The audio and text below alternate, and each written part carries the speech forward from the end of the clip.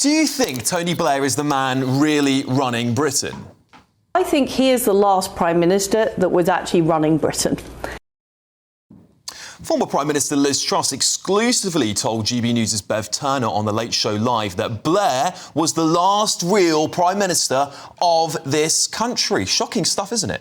Do you think Tony Blair deliberately gave away all the powers of the office of Prime Minister to institutions in this country so that his political legacy and mass immigration experiments could never be reversed? That's the claim of many people.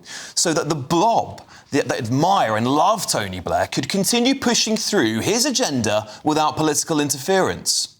For a country like Britain, whose future has got to be as a nation of global citizens, not just British citizens, then I think interfaith in this context is incredibly important, because you cannot be a global citizen and be religiously illiterate. I wonder what global citizen means. Yes, he is the architect of Britain's failed mass immigration experiment and chief globalist who appears to be smelling blood in the water surrounding this beleaguered government. It really does seem that lately all we've been hearing is Blair, Blair, Blair, all his opinions on income tax, on Gaza and the Middle East. And he's reappeared after being decades of being, well, in exile, I think. We cannot continue with business as usual, and change is inevitable. This is where technology, like digital ID, becomes critical. My institute's own analysis shows that introducing this in the UK would save at least $2 billion a year, and likely more, by reducing losses to fraud, improving tax collection, and better targeting of state support. Well, digital ID is the Orwellian nightmare fuel cooked up by Tony Blair almost 2 decades ago. Well, he failed then to introduce identification cards, but it seems he's bided his time to come back right when he knows his own party are back in government and are falling apart at the seams.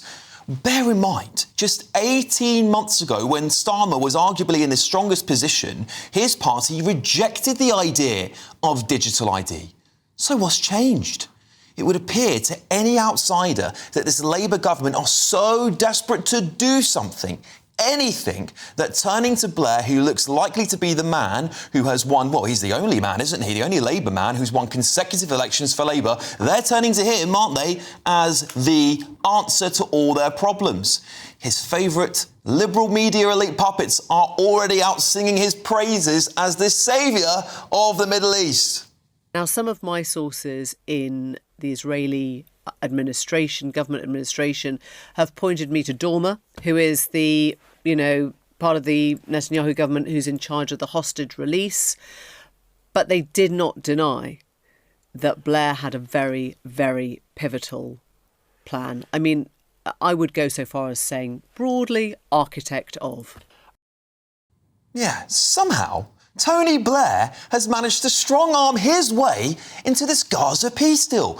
It was even flouted that he might become the de facto interim president of Gaza at one point. I mean, we've got Tony Blair put in there as a peace envoy. Yeah, what do you make of that? I mean, for God's sake, was Satan having a day off that day? Yeah. Listen, I don't agree with the pro-Palestine protesters, but, we often do agree on some things, and that is one of them.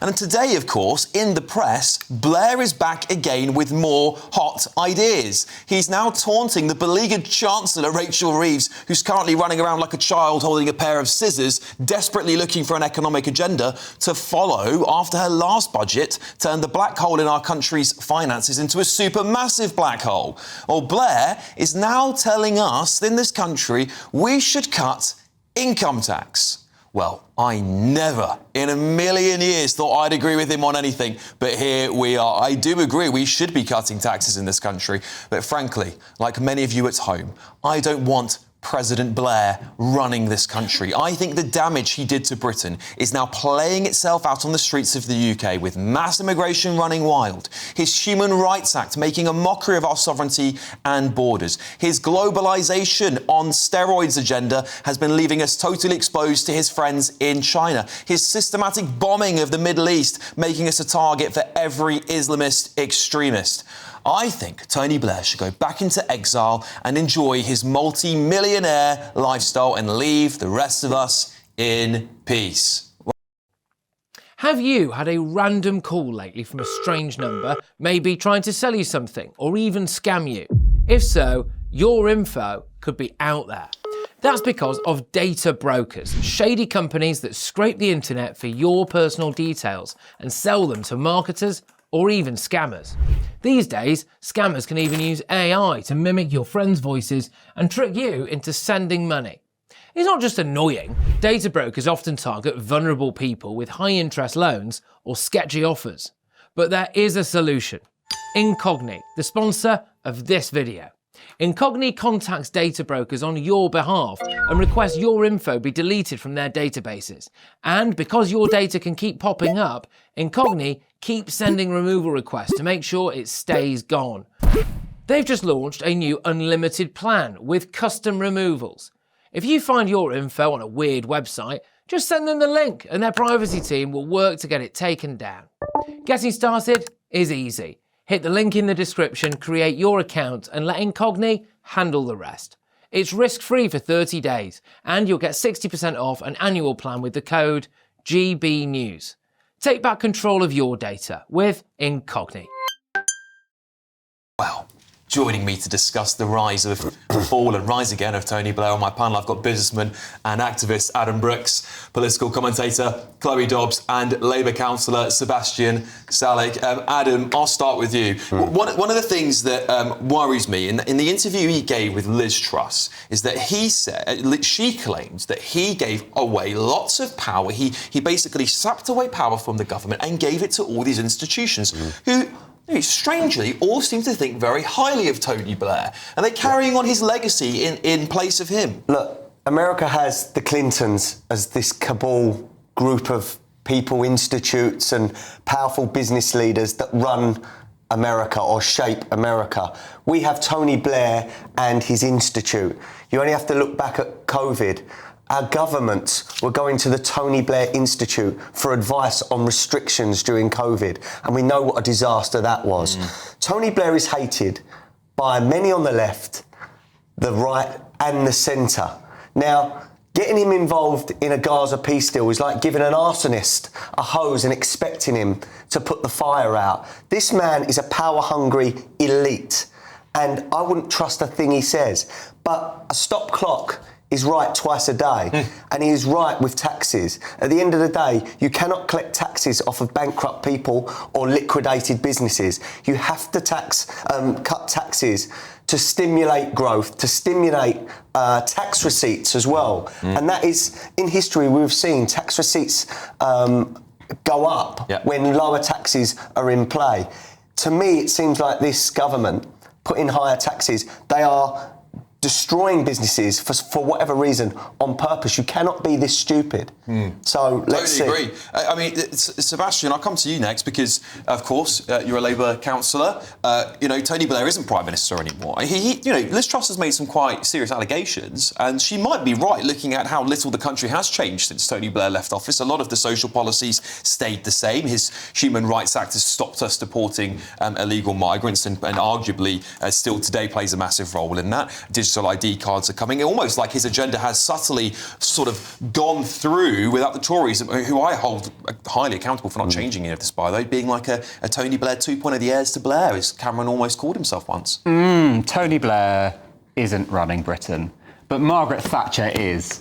You look at what the state of the country is today. We've got big organisations like water companies run for profit. We're all obsessed with home ownership. The Tory conference was a birthday party for the woman. Reform, again, another major political party, are self-confessed Thatcherites. There is one through line in politics today, it's Margaret Thatcher and the impact she's had on us.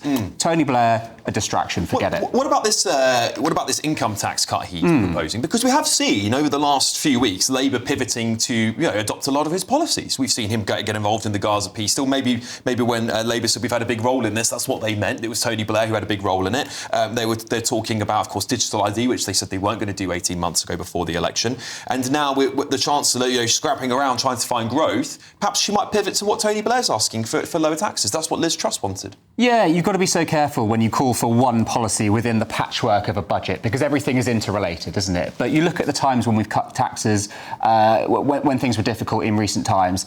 Liz Truss, we all know how that ended, and the coalition government, who had a go at cutting taxes and cutting a lot else, and I really put the blame at their door, because they had a chance to pick stuff up after the financial crisis and get this country back on its feet. They had 14 years to do that, and they didn't manage it. So the reason things are so hard now is because they dropped the ball on getting this country back on its feet. Yeah, I certainly do agree with that, by the way. I mean, they've done some good things, but a lot of the end result of it, unfortunately, hasn't put us better off. Chloe, Tony Blair, we can't get away from him, and I want someone to help me understand why he's popping up again, because he was in a bit of an exile since his time in office. We haven't heard from him for a long period of time. He popped up a little bit here and there, but no one took him seriously. But now he's almost in the press weekly. Why do you think that is? Well, there are a lot of inflated egos in politics, and some people, they just want to remain relevant no matter what. I mean, he had 10 years as Prime Minister of this country. Normally, when people end their premiership, they write a book and they give a few speeches and then they go about and live their own private lives. But Tony Blair has stayed around. But look, I don't have a problem with him having a think tank and maybe advising the government, because I'm sure that they have some things to learn from him. I mean, you mentioned Margaret Thatcher, Sebastian, and one of the things Margaret Thatcher said is that Tony Blair was her greatest legacy, and that although he was wrong about many things with immigration and other things, he did make the party a bit more pro-enterprise, and he got rid of Clause 4, for example. And I think, for example, on the income tax thing, they do have something to learn from Tony Blair there. But I think Tony Blair needs to be humble enough to recognise where he made grave mistakes and not try and push the Labour Party down the road of digital ID and continuing mass migration, for example. He doesn't seem to mind being unpopular, neither his policies. Adam, final thoughts on Tony Blair, because it does feel at a time when the Labour Party is looking for an ideology. It can't go any further left, simply because its right-wing group will splinter. Can't go further right because its left group will splinter. Perhaps they just need to go, do you know what, we just need to bring back Blairism. Do you think that's likely? Look, I think Tony Blair started the destruction of this country and led us down a road of imploding, opening the doors to the world.